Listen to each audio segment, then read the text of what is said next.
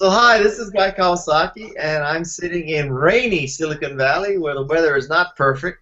One day, and we have Peggy Fitzpatrick in Keene, New Hampshire, social media capital of the world, and Gary Vaynerchuk. Are you in New York? I'm in New York City, my man. Yep, and Gary Vaynerchuk's in New York, and today's influencers, art of social media, VIP, total awesome webinar, hangout on air with Gary. Gary, Peggy, and we practiced all week how to swear so we could fit right in with you. Yeah. I have like some big strings of them that my husband helped me with. I love it. I love it. So Gary, why don't you kick it off here? Tell us what you're doing. Talk about your latest book, whatever you're up to. So these days, I'll share it with you. I'll kind of even like go a little improv here. These days, I'm very focused on running what you see back here, which is a 450-person agency called VaynerMedia. And basically, you guys know me. I mean, obviously, I wrote Jab, Jab, Jab, Right Hook last year, and obviously, I'm out there speaking and putting myself out there at times. But the last 24 to 36 months have really been more operational and execution. Really the guy and the human being I was from, let's call it age 22 to 30 before I ever even made my first Wine Library TV video, or the guy that you ran into when you were sitting in the audience in Las Vegas in those early conferences, and that was really 35-year-old me. So I kind of wanted for myself, and maybe even to be very transparent for the market, to remind everybody that I'm an operator. I take a lot of pride that in the last 36 months I've grown a company from 30 to 470 people. Amazing. And so these days I'm being the CEO of a top flight social digital agency. I'm also in January raised $25 million to continue my angel investing a little bit more formally in a fund called VaynerRSC, and that's doing really well, and well as in the companies haven't gone out of business yet. That's a start. That's a start. And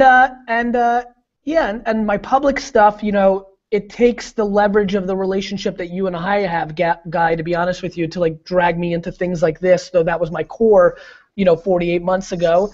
And so I'm operational. I'm actually quite boring and practical, other than I got itchy because I love the camera. And so a few months ago I started the Ask Gary V show, which is a 2 or 3 time a week YouTube show and podcast where I take questions from Twitter and I answer 4 or 5 questions in a 7, 8, 9, 10, 11 minute video, very similar to Wine Library TV, and I'm enjoying it tremendously, and it's fun to be in tune with my community and find new people to get into the community, and so that's kind of my state of the union. So you're telling me you're growing up? I think that's right, but I also am telling you, but you know what, Guy, to my defense, and for me, snappy, I think that I'm reminding people who I was before people thought I wasn't grown up. So it's back to the future. Back to the future. But Gary, you've always been about a business model. You've never been the social person that's just, you are social on live all the time, but it's always been about making money for the wine business or for, it's not just a game, right? Yeah, look, I think people bet on their strengths.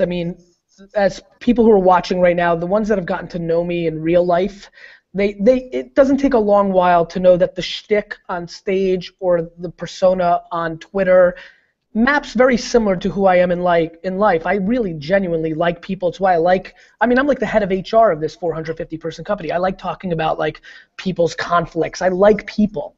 And so for sure social works for me because it's in me, but equally to being someone who likes to be talking to people or with or in the game, I equally love building businesses and being a businessman. And so I'm not Mother Teresa. I'm not doing social because I think it's going to solve the world's problems. My filter to the world is very business oriented. I got involved deeper in tech, and which was the Web 2.0 movement that moved to social media era, because I thought it would help my wine business. I started recognizing that I was able to see trends maybe slightly earlier than others, and there was financial ways through whether investing or consulting or building my brand or selling books or speaking, that there was other ways for me to play. And so that's exactly right. That's why I've never struggled with the kind of cliche, what's the ROI of social media questions? Right. Because I've been feeling the effects, whether on my personal brand, which is the cliche way, so I take that out of the equation. I feel it in my wine business. I watch the conversion funnels of watching people come from Pinterest and buy $8,000 worth of wine, or from a tweet. Like, I know what the math is, and the agency has allowed me across 100 clients to see it in different versions, in verticals that I didn't play in. I'm absolutely businessman first, and this stuff, if you really look at it, I've never spent much time debating the ROI of social media. I talk about it, but to debate it is a waste of time because it's a foregone conclusion. A guy obviously has been in the game longer than I did, but before I was known, I was arguing the value of e-commerce, specifically when it got to wine. I mean, people just thought that was ludicrous in 1995, 6, and 7. And so this is just much of the same. Back to guys' fun comment of, like, you're growing up. Like, for me, I think I'm always going to be in a seesaw moment, right? I'm conflicted by my practicality and operation skills with the fact that I love the hyperbole and the personal brand and those things. And I think I'll go through these 3 to 7 year chapters where I'll be a little more practical to remind myself that I'm worthy to get away with, speaking or public or a TV show or whatever happens in my life. I think there is a little bit of a yin and yang, a little contradiction, but I feel like they pull very strong and create something nice. Cool. Nice answer, Gary. So I heard a great quote that you said, that it's hustling is squeezing every ounce of juice out of the orange. And that is 100% what I do. Like, any piece of content that I create, I literally will squeeze, like, every single thing. I will make it into every form of content that I possibly can. It's something that I haven't historically been good at. It's something I envy, and I think Guy's done a lot of scalable, smart stuff in that. I know that you jam that way. Recently, very recent. As a matter of fact, very quick little secret, the Ask Gary V show is actually the strategy behind that. By answering 5 questions and now building a content team around me, I'm turning them into Medium posts and LinkedIn posts. And if you go to GaryVaynerchuk.com right now, you'll start seeing BuzzFeed and Business Insider type of, like, I'm literally turning myself into Mashable and Forbes by building a team around me. I was too, very honestly, busy, like with the wine business or VaynerMedia, to do a good job in taking a piece of content and making it further than just a tweet, turning it into a quote card to be good on Pinterest, then turning it into an animated GIF for Tumblr. And I think there is enormous value in that, Peg, if you can either afford it or, financially, or have the time to really go into it. For example, I'm sad that Wine Library TV wasn't popping now. I know so much more how to make it successful, not just a show, chop it up into episodes for each individual wine, write articles about it, get them distributed by Wine Spectator.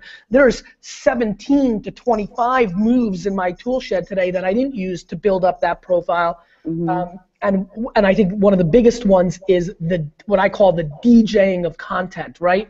Taking a core thought or a piece of content and then making them consumable. How do I take that same picture and then put it on Snapchat and then draw a funny thing on top of me because I'm talking natively within that platform? That's what the book was about. Yeah. And I think even, I only wrote it a year ago. I think that is this one.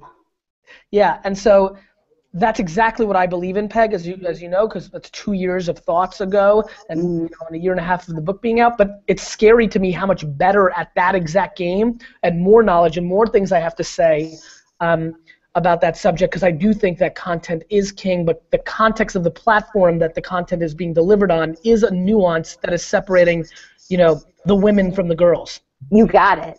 How many people watch one of your Gary V, Ask Gary videos? I think the view count right now, Guy, is somewhere between 20 and 35,000 per episode. I don't know how many unique people, I don't know if somebody's watching it 6 or 7 times, but those are the view counts. And and to be honest with you, I've spent a little less time, Guy, in the last 24, 36 months to try to be at the tippy top of my audience, engagement. So I'm building myself back up even in a little way. I mean, you know how it is as being somebody who's one of these individuals that has a lot of people's attentions. There's an ebb and flow of sometimes when you're like on, when a book's out, or like when we're on, it's kind of like being an artist that goes on tour, right? Yeah. Sometimes you go back to the lab and you work on the songs. Sometimes you're promoting. So I see a lot of parallels to that, and so that's what we see. Okay. So let me ask you this: now that it's been a while since your book's been out, do you love Pinterest more because you didn't really love Pinterest all that much? It kind of broke my heart a little bit. Peg, you know what? It wasn't that I didn't love Pinterest in that book. I mean, I love Pinterest. It was that I didn't feel like I had enough to contribute at that moment. Yeah. I was deeper in other places. I knew the value was there. I didn't feel like I had enough expertise to go deep enough, and I like betting on my strengths, right? Like I didn't even talk about YouTube, for example. Yeah. In that book, because I felt Crush It handled that. I've been a long time, and you can go back to talks 5 years ago about my POV on Pinterest, which is I think when Pinterest's ad product in 2015 really gets to scale, it is going to be a major league competitor of Google search ad money, because the conversion rates and the intent of the audience to buy things on that channel are extraordinary. So, please let me apologize for the tone that you I was like, where's the Pinterest? There was, all that came down to was of the moment when I did that work, I just didn't have enough depth to make that chapter as oomphy as it could be, but it wasn't my love for it. It was just my own skill set that I thought I could deliver on in that book. I'm just giving you a hard time. I explain Pinterest to Guy all the time. He's like, what? You know what? The reason I wanted to answer it that way is I think it's an important note. I think that one thing that I think a lot of people who've been fortunate enough to get people's attention, the fact that we're fortunate enough right now that some people want to watch this, I think there's a pressure to be all things to everybody all the time, that you're this unbelievable, and I think the reason I've been able to, for whatever people handle the way I act on stage or things of that nature, when people peel away, the layers with me, the thing that I take a lot of pride in is by staying in the zone and talking about the things that I know, it's allowed me to be less full of shit than the sizzle that I naturally come with to begin with starts the process down, and that in a weird way has been my saving grace. And I think it's important for a lot of people watching here is stay in your zones of the things you really know. Don't feel the pressure to be the biggest expert on Yik Yak right now if you haven't even downloaded the app. It took you 16 minutes before you said your first profane word, Gary. I mean, you are getting old.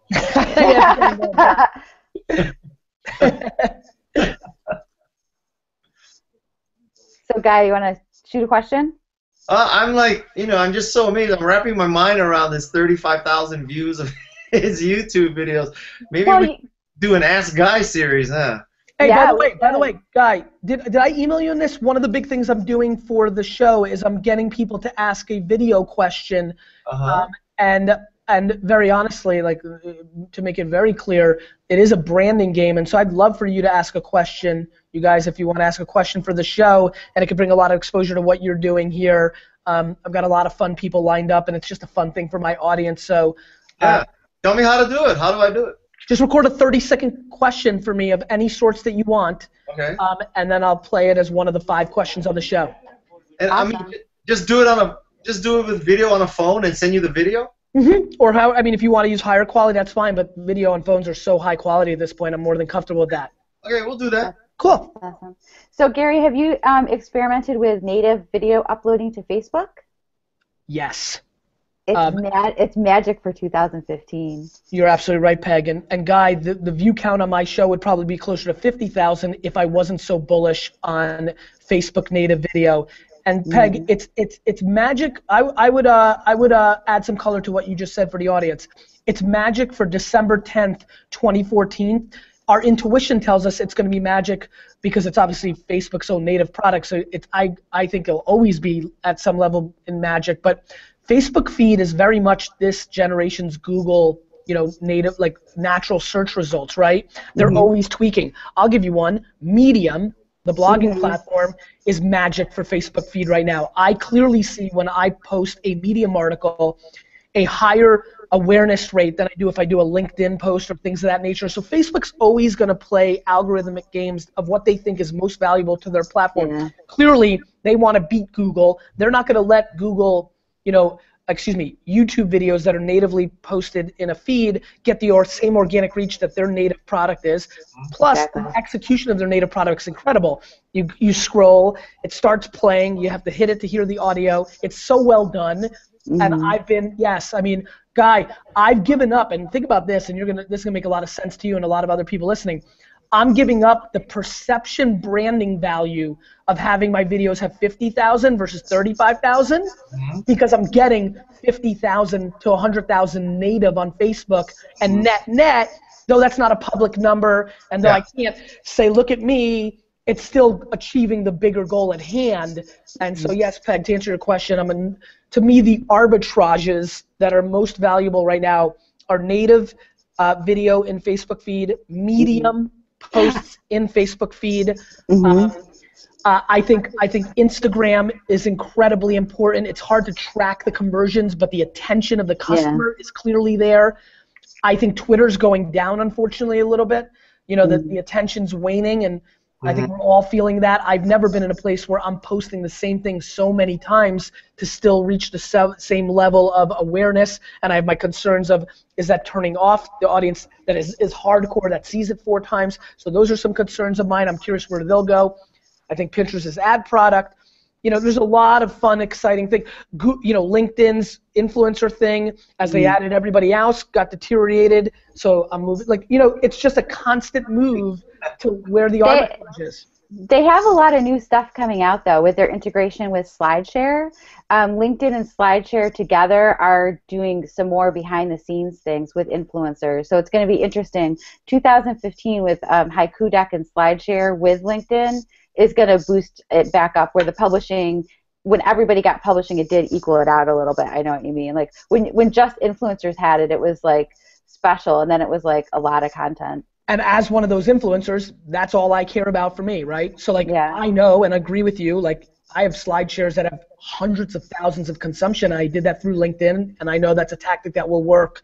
But from a branding standpoint, when there's that dilution, you have, for all of us, and by the way, not only the ones that have been lucky enough to have the skill or the serendipity to pop out and be at a bigger level, but even for anybody watching here who's got an audience of 17, you've got to always audit your resources, whether they're financial or time, to where do you need to put out your storytelling, your content, your micro content, your efforts.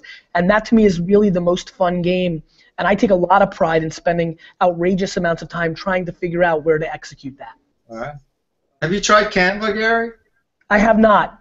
Oh, Gary, you're killing me. I know, Guy. I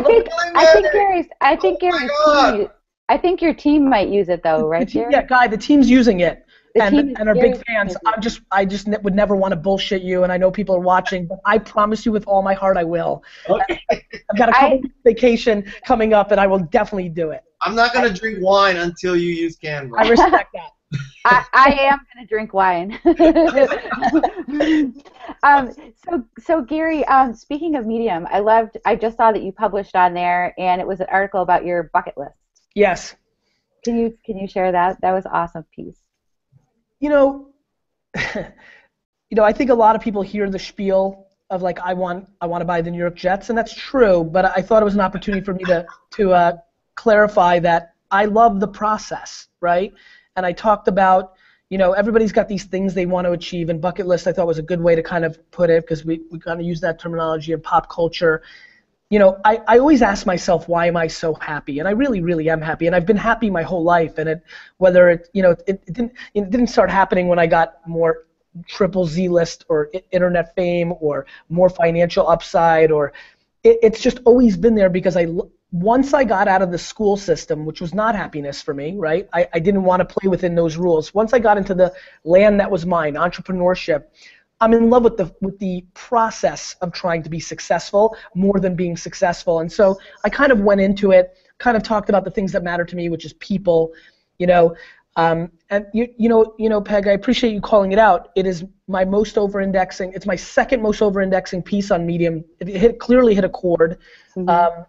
The other one, and ironically, the other one was me talking about how valuable my wife is in the process of me being successful, because she creates the air cover for me to draw within and execute within. And Guy once told me at an airport about his travel schedule predicated on his family, and he may not remember this, but it was in Turkey, and it was just in line. We were just going through customs. We weren't even really talking about much. We were both trying to get to our next place, and it hit me, and it's always been with me ever since. And at the end of the day, your family is just so everything,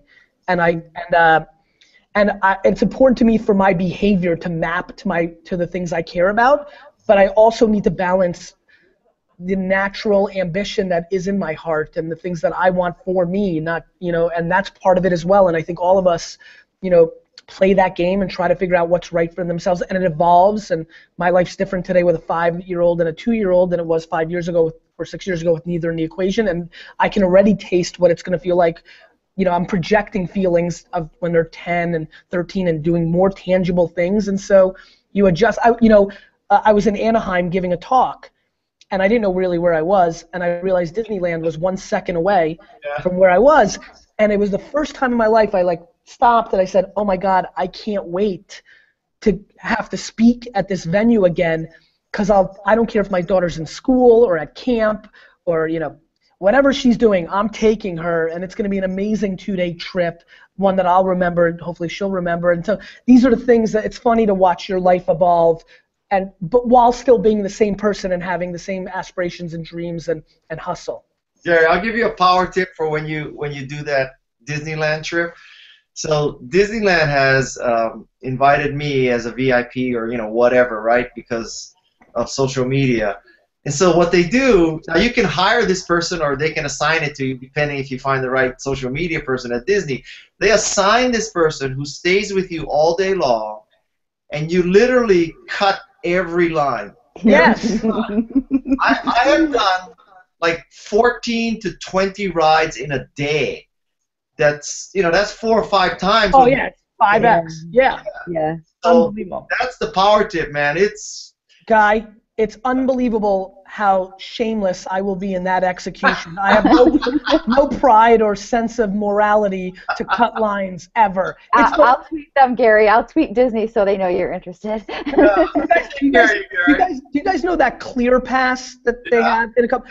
When I use that, it's funny. You use this pass, you go in front of everybody who just wasted, they give you the buckets, they literally cut a person who's, and I have empathy, but I got to be honest, I'm like, the time is so much more valuable than those 2 strangers. I feel bad, but I'll do it and that's a similar scenario. I tell people that I'm Jackie Chan when I cut the line. I love it. My kids are waiting for that guy. They're like, when will we be at the stage when Disney calls us and says, will you come? And I'm like, I don't know if that's going to happen. So they're hoping to be Kawasaki. You're working on it, Peg. Yeah, well, I'll pay for my trip, I guess. The old-fashioned way. I mean, with money. Yeah. What do you see? You obviously working with a lot of large brands. What do you see as the biggest mistakes they're making with social media? I think, first of all, they're not making the mental commitment, Guy. Mm-hmm. They can say anything they want. They're spending hundreds of thousands of dollars on social media and millions and tens of millions on billboards and radio and direct mail and print.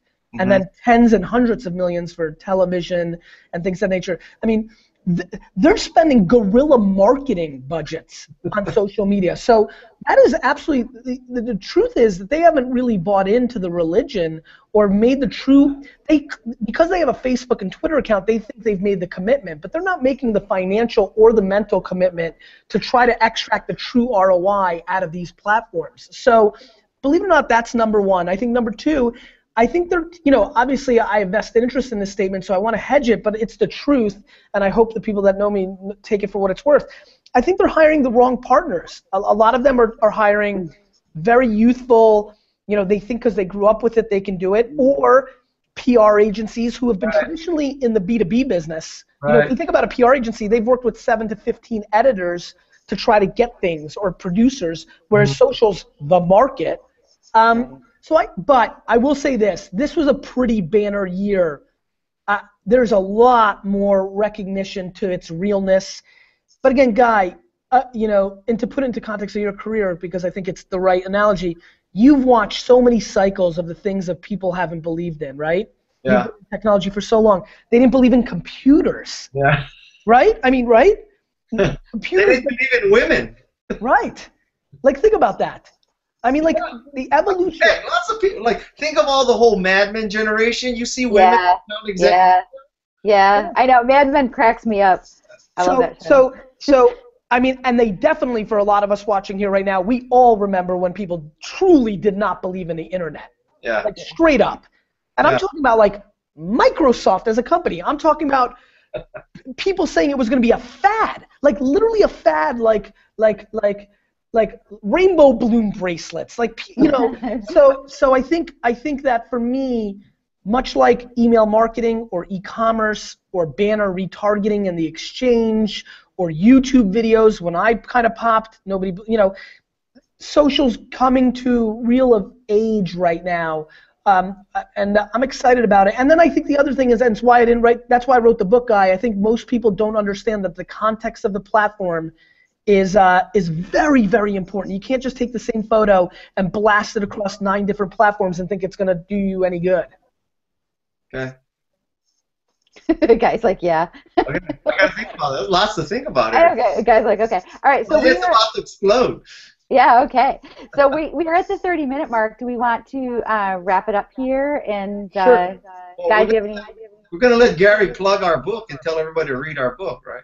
Sure. Yeah, I mean, so first of all, given the context, you guys, I'm telling you right now, Guy, and this makes me super pumped. I really want that video question for you, and I'll pound it really hard in an environment that will get you a lot of new audience, and I'll definitely do that, because the truth is, here's what it comes down to, and if anybody's watching, here's the punchline to that statement by Guy. I think all of us in the world, but definitely one who gets, you know, Guy, let me ask you a question. Let's flip it up. Guy, how many times do you get asked to give a quote to somebody's book a week? Once a day. There you go. Same for me. And so when time is my biggest asset, and when my name of who I'll spend time with or put that name on, I mean, I went 3 years not doing it to anybody. And I thought I went a little too far, and I said, okay, let's take a step back. And like, but my fear is always, I don't know what's written in that book. If they say one thing about LinkedIn that I believe is different, am I associated by endorsing that statement? My level of confidence of your execution, guys, allows me to be here. And there's no, like, go buy the book or the Gary Vee, you know, charisma to get it going. Nothing will trump the fact that I want to be here right now and have this conversation with you guys, or ask you to ask a question on the show in the context of the book. And I think is what I spend the most time thinking about, that your word is and your name is your biggest asset, and I happily sit here in this room with you guys. Thank you. Thank you. Thank you. Cool. All right, that's a super place to wrap it up. Yeah. So it is. Well, we told Gary half hour. I'm sticking to it. We don't want to, waste his time. And go ahead. Anybody, forget about. Go ahead, Guy. After you buy the Jets, buy the Rangers, okay? Hockey team, you got it. Hockey team is Peg, I see what you're doing, but instead of like throwing it up, and that's very sweet of you. You don't need to put the book up. I'll say this. Anybody who has any follow-up questions and details to this, Gary VEE on Twitter, hit me up, say hello. Bring value is the leverage I'm looking for the moments when I want something in return. So now I don't need anything. Let me help. Got it. Thanks, guys. Take care. Bye. Bye-bye.